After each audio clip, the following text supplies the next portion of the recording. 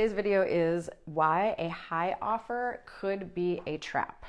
I might be a little disheveled this morning because mentally I am in another time zone and definitely another country. So this is a really good piece of advice for people that whether you're getting multiple offers on a property or you're really holding out for a specific number. So something that we see is sometimes, if you get multiple offers, one of them is way higher number-wise than everything else. And that very well could be a trap if you don't have a good agent that's protecting you and evaluating the offers. And here is why. It's very tempting to accept it, but there are hidden risks that good and savvy agents know about that they can sneak into an offer. And I'm not saying that I don't do this for my buyers, but it's important that if you're on the listing side that you catch some of these things. So here are common traps. First of all, the first thing I tell my clients before they're even my clients is if you have a house and it's worth $100,000 and you have somebody come and they're pre-approved for $500,000 and they offer $500,000 on your house is not going to sell for $500,000. It has to appraise. And so you really have to be realistic about appraised values when you are looking at these super high offers.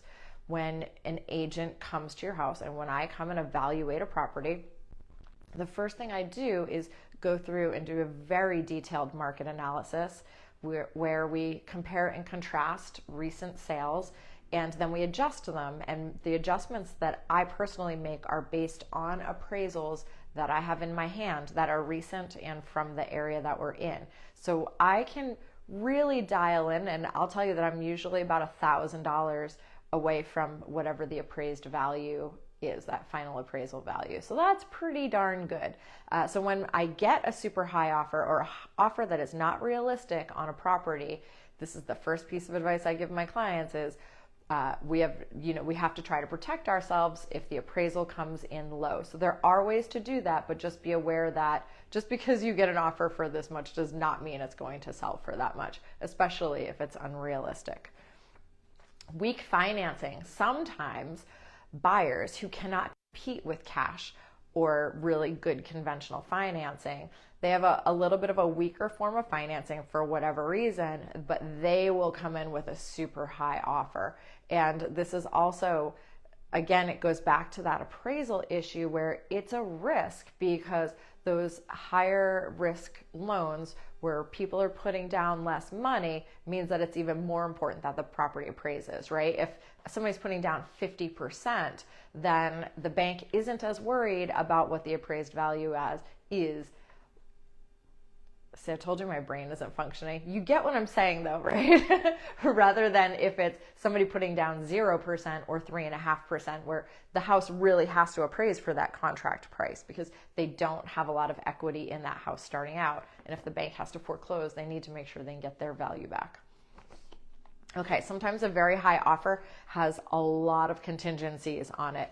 And sometimes they have like super unrealistic contingencies, like close in a couple of weeks. Your agent, your listing agent, when they evaluate this, is going to be able to tell you what a realistic closing timeline is. That's something I see a lot, closing in 2 weeks, but it's an FHA loan. And agents that are active in the business, closing loans right now, know that it's very, very uncommon for an FHA loan to close in 2 weeks. As a matter of fact, I think it's so uncommon I've never seen it.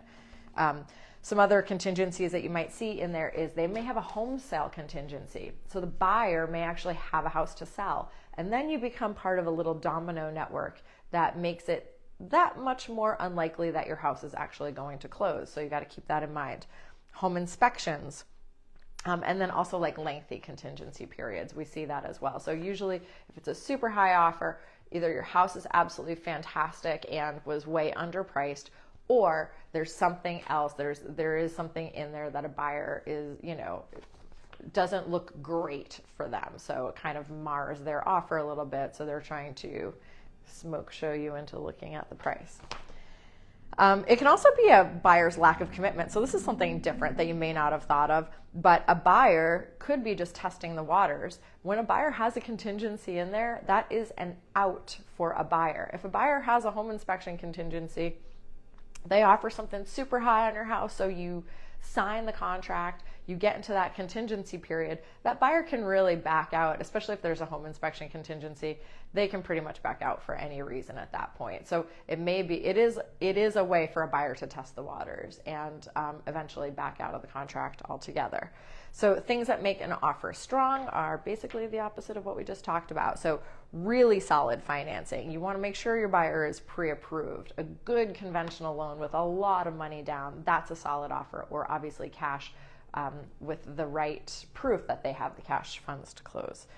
Minimal contingencies, realistic timelines, a serious buyer that can close the deal. Even like you can ask your agent about the other agent. Is the other agent very experienced? Have they closed a lot of deals? Or is it somebody your agent has worked with? So obviously, to protect yourself, you want to work with an agent who can evaluate your offer beyond what the number is on the contract.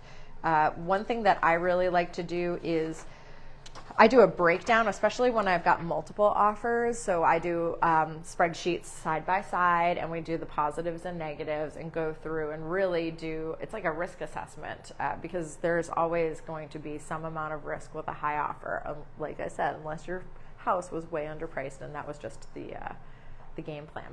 Anyway, that's that. Yeah, we're back at it today. Have a great day.